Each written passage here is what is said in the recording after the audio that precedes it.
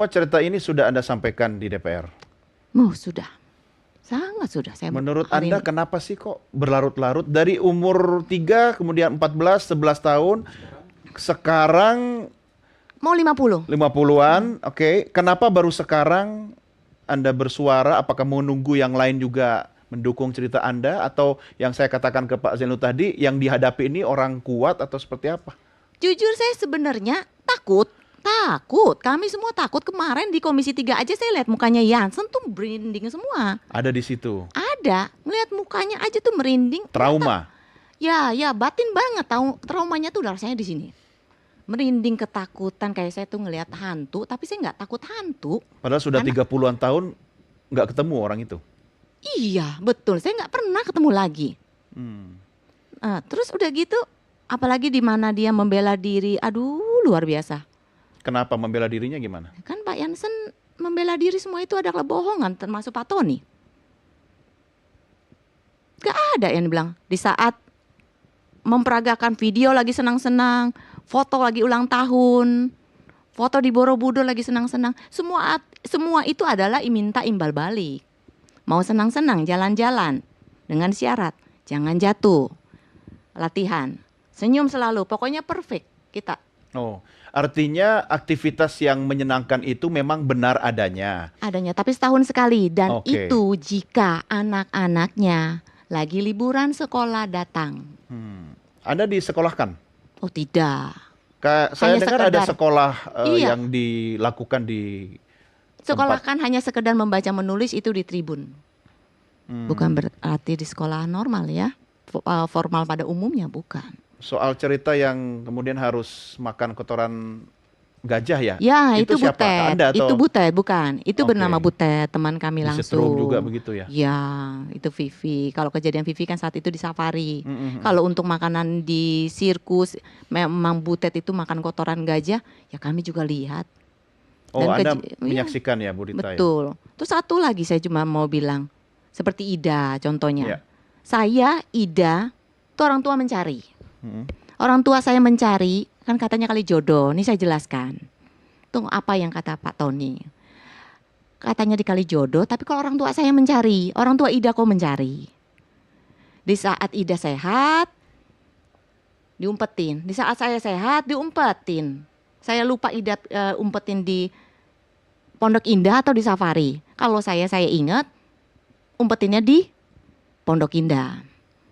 Udah berselang beberapa mungkin pekan karena sirkus main itu pindah-pindah sekitar 2 minggu sekali ke kota lain. Nah disitulah baru terjadi saya dipulangin kembali dari Pondok Indah ke sirkus. Nah otomatis kalau saya udah pindah di saat ibu saya main misalnya di Manado, terus ibu saya datang. Nah otomatis dia pindah. Saya main sirkus main di Medan, otomatis kan keluarga saya nggak tahu pindahnya kemana. Jadi saya dipulangin lagi ke orientasi sirkus untuk cari nafkah. Tapi waktu kemudian berhasil kabur, Anda kembali ke keluarga? Kita tidak diizinin ketemu. Cuman hanya karena saya udah diumpetin, saya balik lagi di situ. Saya tahu nama Anda Susan. Ya, maksud saya waktu kemudian berhasil kabur dari tempat itu, Anda bisa menemui keluarga Anda nggak? Pulang kembali ke keluarga? Betul, saya ketemu. Masih Tapi tahu sudah keluarga puluhan Anda ya? tahun, tidak. Puluhan tahun, kan saya masih mencari. Oh, Di situ kami diumpetin, kami tidak diizinkan. akhirnya bisa ketemu keluarga?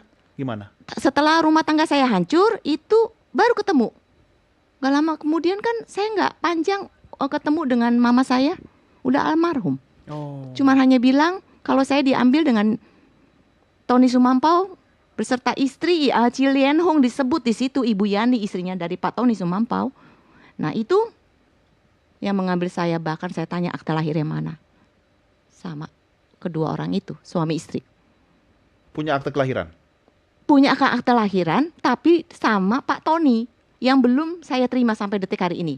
Dan saya jika punya sekarang, karena berdasarkan ada keluarga yang baik, waktu saya kabur saya ditolongnya. Diasuhnya, disekolahkannya dengan keluarga tersebut. Yang berbaik hati menyekolahkan saya dan memberikan identitas masuk ke kartu keluarga. Nama Beliau. Anda nama asli atau sudah berganti? Oh sudah berganti, nama asli saya Susan. Kenapa ganti nama? Enggak ganti nama, itu kan dari si Tony Nama itu. pemberian ya? Betul. Kami semua rata-rata demikian seperti Butet. Apakah Butet orang Batak kita nggak tahu. Iya, iya. Hmm. Ya, itu pertanyaan penting. Oke, sebentar. Saya coba minta pendapatnya Pak Haryanto soal ini. Karena ini kan hak asasi manusia ya Pak ya. Apa yang bisa Anda sampaikan? Di depan mata kita loh. Iya, jadi saya sebetulnya nggak bisa berkata apa-apa ya. Tadi cerita Ibu yang sangat menggugah hati kita semua ya. Ternyata sejak tahun 70-an sampai hari ini kemudian disuguhkan dengan situasi perburuan kita. Perbudakan itu terjadi, artinya ini masih sangat sistematis dan terstruktur. Jadi kalau saya ingin mengatakan bahwa konteks hak asasi manusia, nggak ada kemudian manusia yang lahir di dunia ini dengan tujuan untuk disiksa dengan menghasilkan sebuah keuntungan buat kepentingan lain. Apalagi adalah usia anak-anak. Kita nggak bicara undang-undang, nih bicara soal konsep manusia. Itu nggak ada satupun manusia yang kemudian untuk bisa dijadikan seperti itu. Apalagi kalau kita bicara soal hak asasi manusia. Di dalam konteks hak asasi manusia, kita punya namanya Undang-Undang 3799 bahwa manusia mempunyai hak yang sama di mata siapapun dan kemudian mempunyai akses yang sama. Apalagi ibu adalah anak pada saat itu. Ini sudah kejahatan yang sangat luar biasa terhadap anak, terhadap perempuan. Yang kami katakan kalau itu terjadi, maka kami sebagai manusia, sesama manusia, kami tidak akan pernah memaafkan hal itu. Ini konteks manusianya. Dalam konteks hukum, maka kemudian kejadian ini kita bicara soal bagaimana nama-nama aktor yang disebutkan tadi. Nanti bisa dipastikan apakah persoalan ini terjadi sampai hari ini. Yang ada di Safari Bogor misalkan, yang ada di dunia pariwisata, yang ada di dunia hiburan.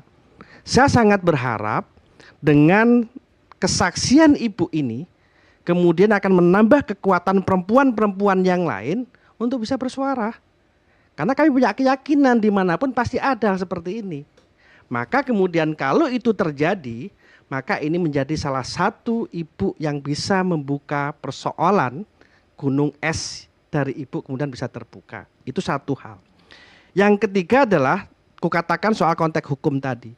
Ini kita bicara soal konteks hukum Indonesia, ada undang-undang perdagangan orang, kemudian ada undang-undang yang lain segala macam, perlindungan perempuan dan anak misalkan. Itu sudah jelas kalau memang situasinya adalah anak, kalau kita hubungkan dengan undang-undang perdagangan orang, nggak perlu 3 unsur terpenuhi. Cara dengan eksploitasi sudah terbukti dan itu adalah hukumannya sangat kejam. 13, harus ada saksi nggak? Nggak perlu.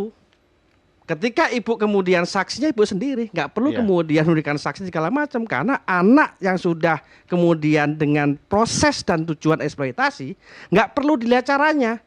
Caranya adalah apakah tadi katanya kemudian akan dilatih segala macam, nggak perlu. Itu sudah dikatakan sebagai bentuk kejahatan kemanusiaan, perbudakan, yaitu perdagangan manusia anak. Ya. Ini yang harus kami lakukan. Yang kedua Bang, ini penting juga ya. Kejadian-kejadian ini ternyata kemudian juga berdampak buruk pada akses-akses yang lain. Ketika semua orang ingin mendapatkan sebuah pekerjaan, ternyata sistem perburuhan dimanapun berada, mau di manufaktur, kemudian di hiburan, di pariwisata, perbudakan terjadi. Maka kemudian kayak ibu larinya akan kemana? Manusia hidup adalah untuk mencari pekerjaan. Kalau akses pekerjaan di dalam negeri juga perbudakan terjadi, maka mau nggak mau mereka akan terpaksa untuk bekerja di luar negeri. Yang di sana juga belum ada jaminan pelindungan yang hakiki bagi pekerja kita yang menjadi pekerja migran Indonesia. Begitu. Oke, Bapak-bapak bisa loh kalau mau mengonfirmasi sesuatu, nanya langsung ke Bu Rita boleh. Tadi Pak Sarman nanya apa? Bu, kira-kira Oriental itu masih ada nggak sih sampai sekarang? Untuk sekarang tidak ada, tapi dimuseumkan. Tahun berapa tutup, Bu? Menurut berita itu 2019 ya. 2019. 19 itu ulang tahunnya Oriental Sirkus ke-50 kalau nggak salah sudah dimuseumkan. Tutup ya? Ya. Kira-kira Bu, target dari teman-teman semuanya yang menjadi korban ini apa Bu? Target dalam hal dalam hal proses hukum ini? berharap bisa dihukum seadil-adilnya. Itu kita minta keadilan seadil-adilnya. Keadilan menurut Bu Rita itu apa? Kalau untuk mereka 3 macan itu, 3 harimau singa itu, saya nggak tahu lah itu udah. Terus itu saya berharap, saya masih manusiawi ya. Saya cuma hanya bisa berharap diambil pemerintah. Walaupun teman-teman saya kurang setuju. Tapi saya cuma hanya berharap masih punya hati lah untuk para pekerja. Karena saya merasakan di mana toh waktu saya punya anak, saya tidak melarang anak saya ke kebun binatang. Ya. Karena apa? Di sana untuk memperkenalkan insting dan memperkenalkan IQ anak itu semua dari perkembangan pertumbuhan anak-anak saya. Kalau teman-teman ada yang lain, berharapnya mereka apa? Boykot Boykot. sebagian, tapi kembali lagi ya kita tidak tahu, lihat saja. Kemarin kan di Komisi 3 tidak ada itikat baik. Hak hidup yang selama ini dirampas tidak ingin dikembalikan. Itu rasanya biarlah proses hukum. Saya percaya kok, proses hukum itu undang-undang di Indonesia masih ada dan bisa berjalan yang baik. Anda percaya? Percaya. Harus optimis. Pak Zainul?